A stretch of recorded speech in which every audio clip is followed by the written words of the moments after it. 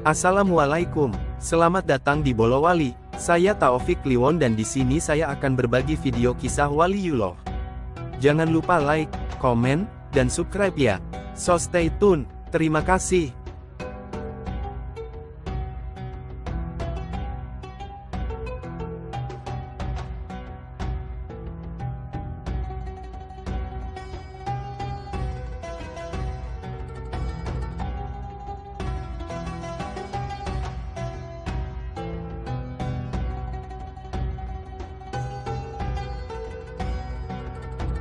Sepuluh adab murid terhadap guru menurut Imam Al-Ghazali. 10 adab murid terhadap guru menurut Imam Al-Ghazali. Dalam proses pembelajaran, murid membutuhkan orang alim atau yang umum disebut dengan guru, ustadz, atau kiai. Murid dan orang alim perlu berinteraksi.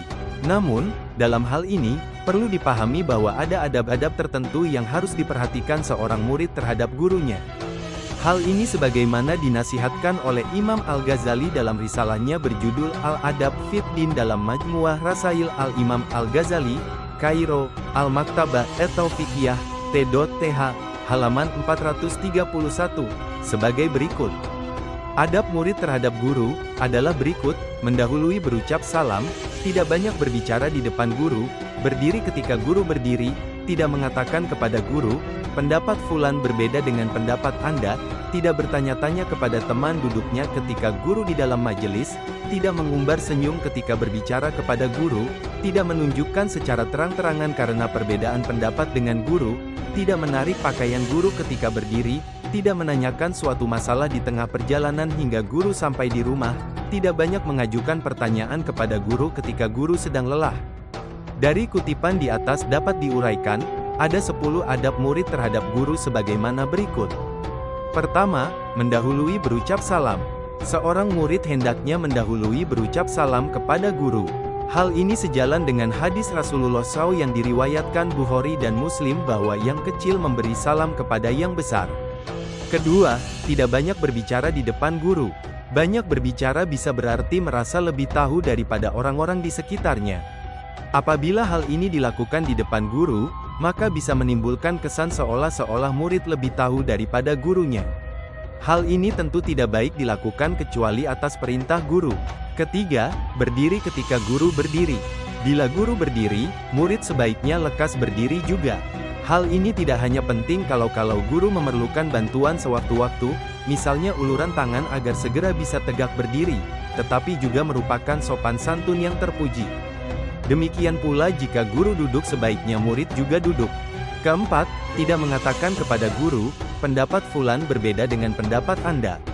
Ketika guru memberikan suatu penjelasan yang berbeda dengan apa yang pernah dijelaskan oleh orang lain, sebaiknya murid tidak langsung menyangkal penjelasan guru.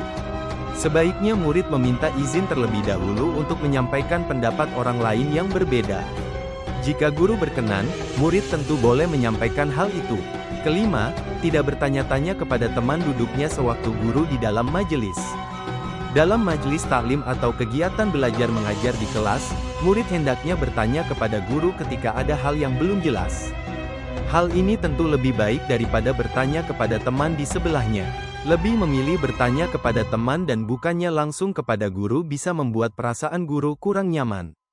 Keenam, tidak mengumbar senyum ketika berbicara kepada guru. Guru tidak sama dengan teman, dan oleh karenanya tidak bisa disetarakan dengan teman. Seorang murid harus memosisikan guru lebih tinggi dari teman sendiri, sehingga ketika berbicara dengan guru tidak boleh sambil tertawa atau bersenyum yang berlebihan. Ketujuh, tidak menunjukkan secara terang-terangan karena perbedaan pendapat dengan guru. Bisa saja seorang murid memiliki pendapat yang berbeda dengan guru. Jika ini memang terjadi, murid tidak perlu mengungkapkannya secara terbuka sehingga diketahui orang banyak. Lebih baik murid meminta komentar sang guru tentang pendapatnya yang berbeda. Cara ini lebih sopan daripada menunjukkan sikap kontra dengan guru di depan teman-teman. Kedelapan, tidak menarik pakaian guru ketika berdiri. Ketika guru hendak berdiri dari posisi duduk, mungkin ia membutuhkan bantuan karena kondisinya yang sudah agak lemah. Dalam keadaan seperti ini, murid jangan sekali-kali menarik baju guru dalam rangka memberikan bantuan tenaga. Seyogyanya seorang murid bisa berjongkok untuk menawarkan pundaknya sebagai tumpuan untuk berdiri atau mengikuti sesuai arahan guru. Kesembilan, tidak menanyakan suatu masalah di tengah perjalanan hingga guru sampai di rumah. Jika ada suatu hal yang ingin ditanyakan kepada guru, terlebih jika itu menyangkut pribadi guru, tanyakan masalah itu ketika telah sampai di rumah. Tentu saja ini berlaku terutama kalau perjalanan dengan menaiki kendaraan umum. Kesepuluh, tidak banyak mengajukan pertanyaan kepada guru ketika guru sedang lelah. Dalam keadaan guru sedang lelah, seorang murid hendaknya tidak mengajukan banyak pertanyaan yang membutuhkan jawaban pelik. Misalnya, dalam hal ini dikhawatirkan guru kurang berkenan menjawabnya, sebab memang sedang lelah, sehingga membutuhkan istirahat untuk memulihkan stamina. Demikianlah ke-10 adab murid terhadap guru sebagaimana dinasihatkan oleh Imam Al-Ghazali. Jika diringkas, maka pada intinya adalah bahwa seorang murid hendaknya berlaku hormat kepada guru, baik dengan sikap-sikap tertentu maupun dengan pandai-pandai menjaga lisan. Seorang murid hendaknya tahu kapan dan bagaimana sebaiknya ia berbicara kepada guru termasuk ketika hendak mengajukan pertanyaan. Wallahu a'lam.